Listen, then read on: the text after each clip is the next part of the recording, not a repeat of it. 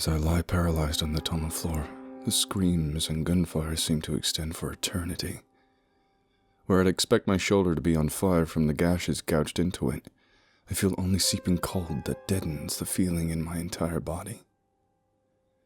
I desperately try to move my limbs to no avail. Maybe it's not poison. Maybe when you hit that wall, you just broke your damn neck. Maybe you get to wait your turn on the dinner plate. Suddenly the ceiling starts moving. It's Sergeant Troy. "Come on, sir, let's go." "I told you I'd be pulling your ass out of the fire. Things turned sideways. Just didn't figure it'd be so damn literal." I try to respond, but even my vocal cords won't cooperate. Got to be poison then. Broken neck wouldn't keep me from talking. Wonder if it's fatal or if the effects are just temporary. Wonder if I'll get the chance to find out. God, how terrible. I might not even be able to scream whilst I'm being eaten. We don't make it very far. Troy isn't in bad shape by any means, but trying to drag over 200 pounds of dead weight uphill at any kind of speed is almost impossible under the best conditions, which these most definitely aren't. After only a few seconds, the last of the gunshots and moans briefly give way to a pregnant silence before the monster lets loose a triumphant roar. Its hunt is at an end. The now familiar sound of the creature's movement starts again. Looking over me and back down the tunnel, Troy sees it coming. Almost gently, he lays me on the ground before raising his weapon and stepping over my body, positioning himself between me and the oncoming horror. The rumbling is impossibly loud. If I weren't completely numb, I could probably feel the very walls of the tunnel shaking. Troy begins firing. "Hey, you ugly motherfucker! You want him? You're gonna have to go through me, you sorry sack of shit!" Damn it!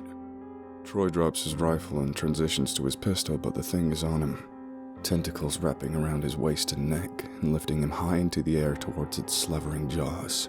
"Fuck you!" Troy empties the entire magazine into the monster's face at almost point-blank range. It roars in fury and reels back slightly before recovering, whipping my platoon sergeant around like a rag doll, and slamming him first off one wall then the other, again and again. I can hear the bones snapping with every impact. Finally it stops, and holds Troy's broken body up to its massive head, suspended from his arms and held precariously above its open maw. Then, of all the unbelievable and fantastic happenings of the day, the most astounding occurs. The creature starts to speak. Its voice is harsh, like a bandsaw cutting through metal, and sounds utterly wrong coming from such a being. Despite that, I have no problem interpreting its words. "Foolish mortal, you would stand against the other born of the outer dark. We who have ruled this world since time immemorial. You throw your shallow life away, but fear not. Your sacrifice is not in vain. Indeed, this one hungers. Your misguided courage will be most satisfying. Your loyalty most savory. Take pride, little mortal, in the sustenance you give your master." With that, it begins to slowly lower Troy into its waiting jaws, taking obvious pleasure in the anticipation. I double my mental efforts, but my limbs still won't respond. Damn it, no! Not like this! Not like this! No! The word is like a gong, filling and reverberating throughout the air, even though I know it's only in my head. I feel a blinding heat radiate from my hand, pushing back the terrible cold of the creature's poison. I realize that, incredibly, I'm still holding the stone. Somehow the monster hears the pronouncement as well, causing it to pause and shift its gaze to me. "Impossible! The light is lost. The sleep is no more!" Suddenly, I can move again. I leap to my feet, the paralyzing numbness of a few moments ago already a distant memory. The relic glows with a terrible light, its raised centerpiece and markings burning as brightly as the sun. Whether through some reflex or some mental nudges of the stone, I raise the hand holding it towards the monster. The heat continues to build until it feels as though my entire being is filled with it. Too much for me to contain. So much that I will surely burst if I don't release it. So I do. The entirety of my power coalesces in a tiny ball somewhere deep in my chest before shooting down my arm towards the stone. An enormous wash of flame erupts from the center of the relic and blasts the monster full on in its horrific face. Its head catches on fire. The thing rears back to its full height, its mouth open wide in a silent scream of agony. The tentacles holding Sergeant Troy are neatly seared off as he drops bonelessly to the ground in a heap. I rush to my fallen platoon sergeant. There's no time to check and see if he's still alive. We need to get out now before the thing recovers.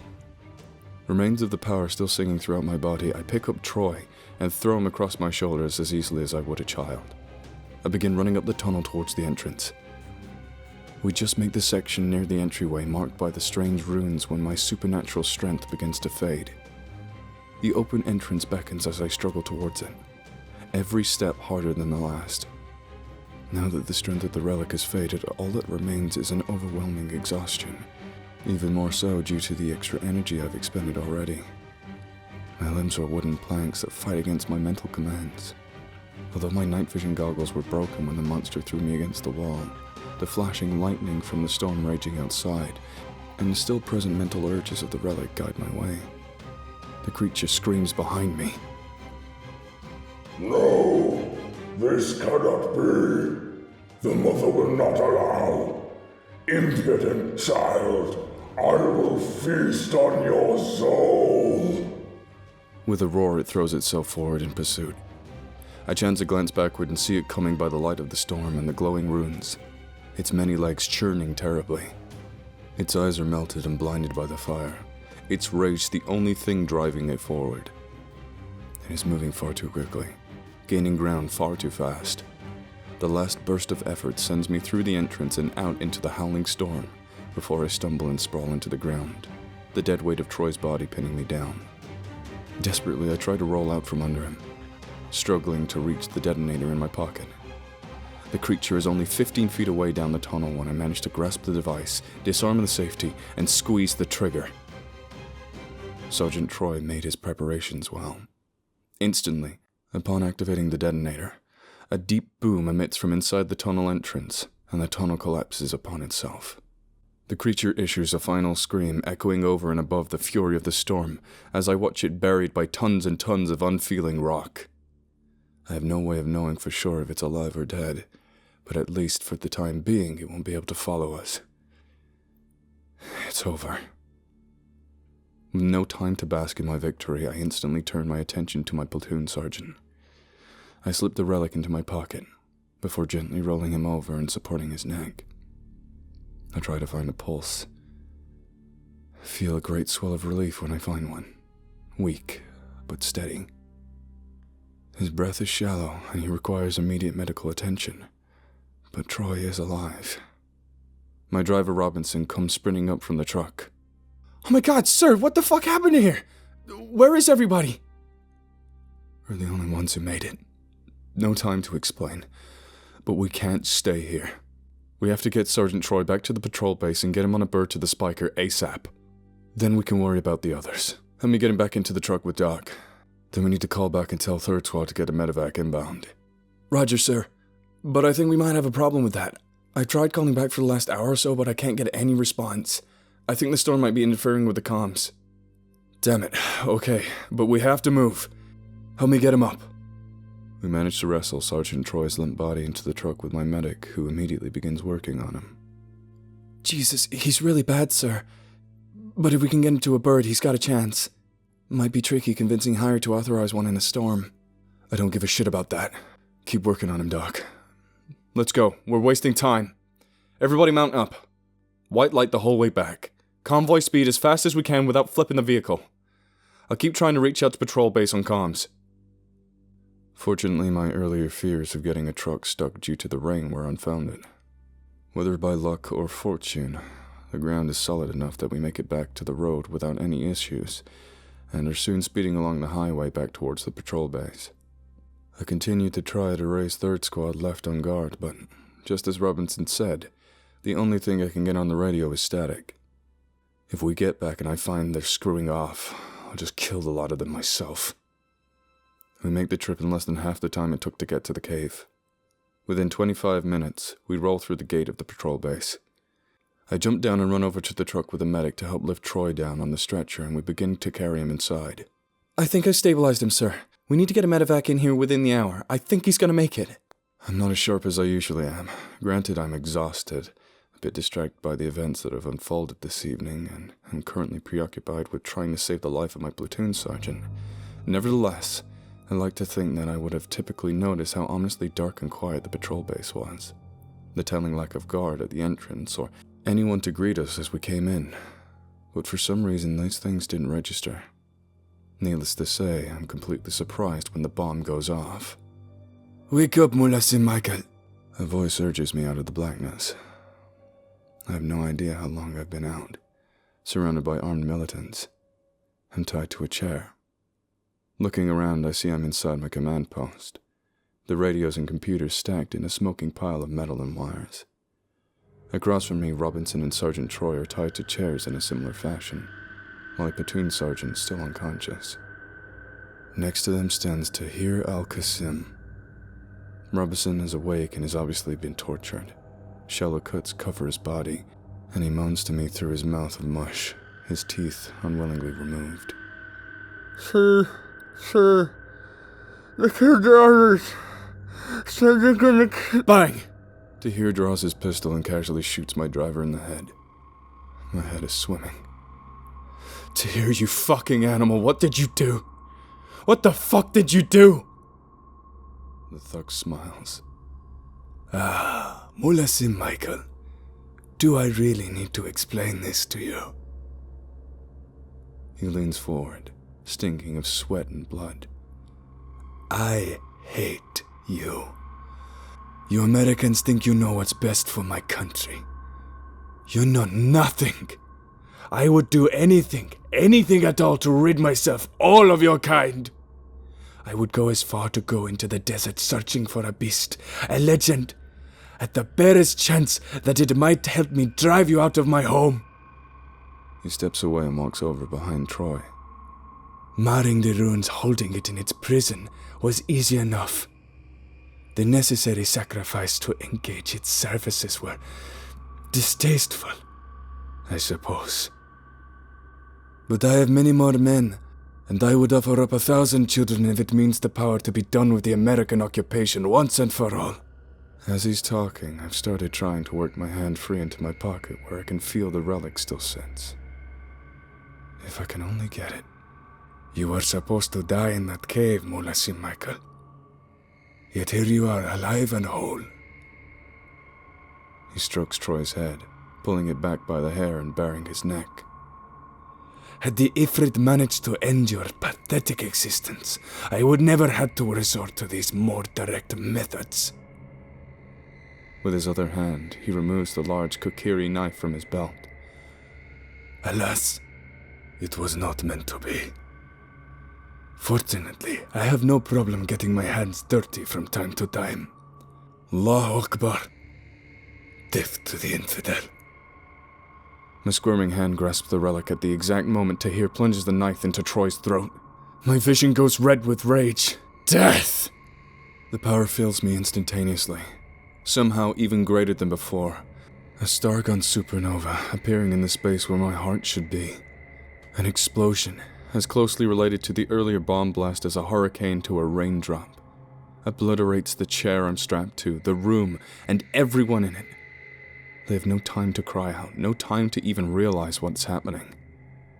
The purifying fire is indiscriminate and complete in its destruction.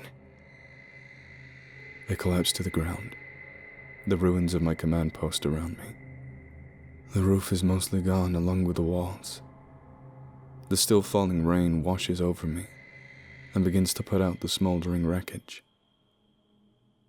Blessed blackness calls my mind, Exhausted from a night of terror and sorrow, it gladly answers. I fall into unconsciousness, uncaring if I ever wake up. Present day. I wake up the next morning refreshed, with only the mildest of hangovers from my bender the previous evening. Since school is off for Thanksgiving, I even take the liberty of staying in bed until late in the morning. This is the first time I can remember since the incident in the cave that I've slept through the night without nightmares. It's still a terrible thing to think about, but maybe Gabe was right. By facing my fears, I may eventually be able to conquer them and come to grips with what happened.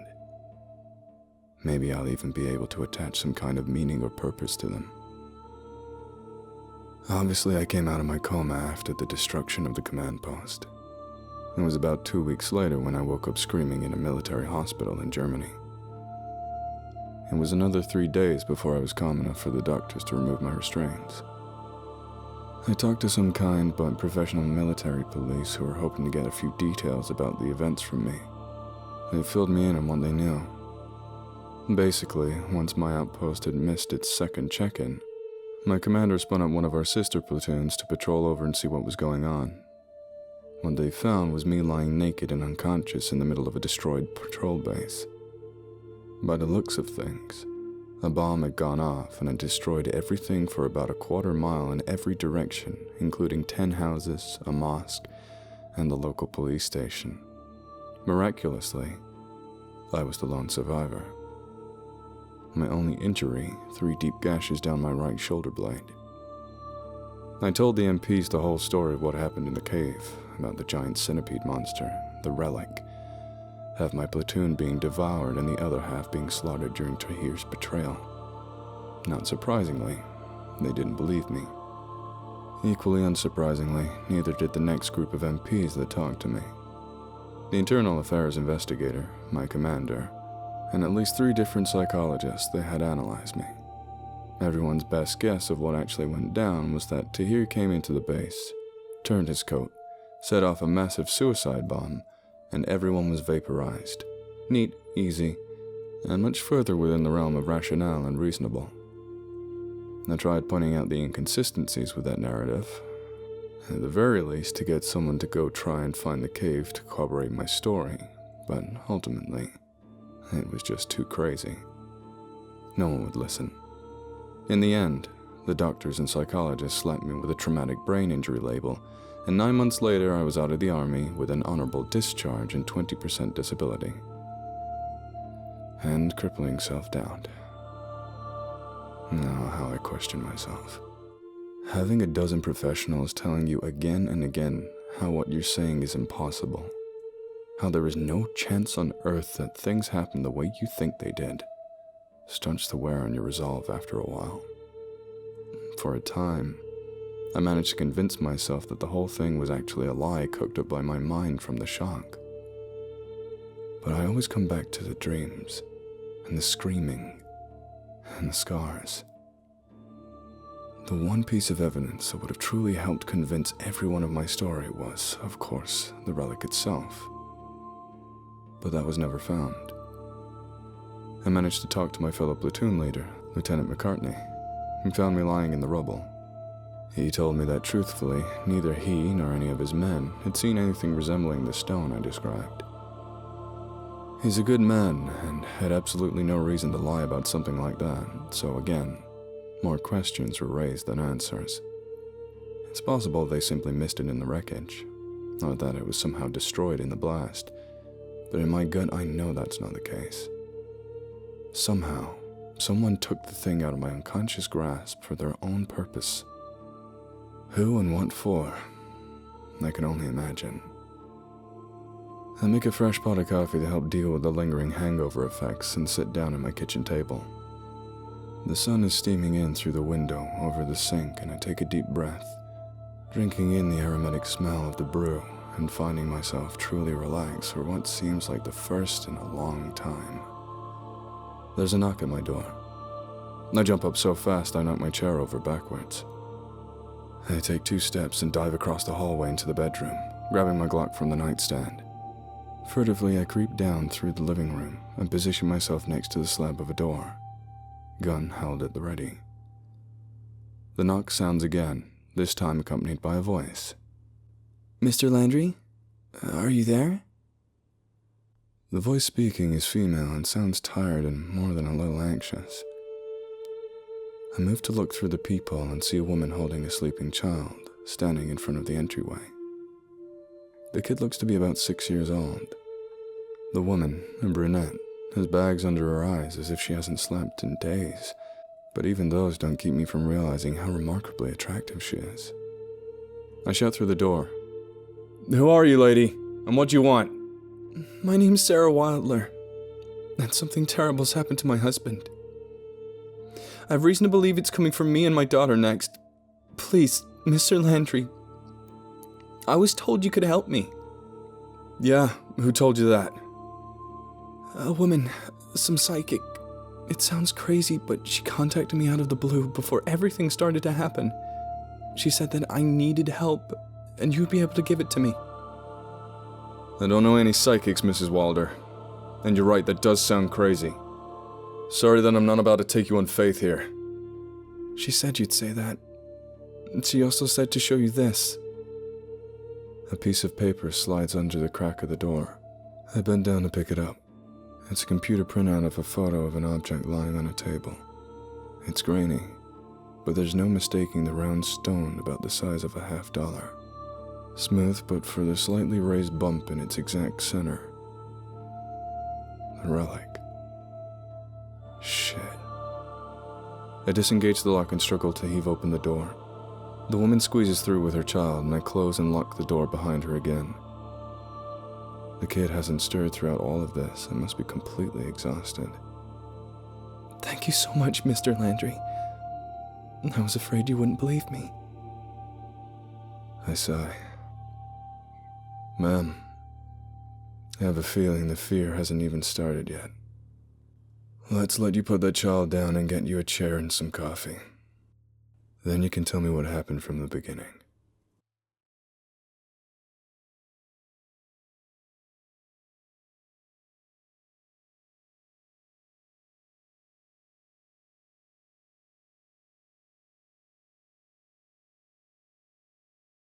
If you like this video, please consider subscribing. And if you're an animal lover like me, please consider donating to the World Land Trust, a charity that aims to help wildlife through buying land, preventing development, and helping endangered species.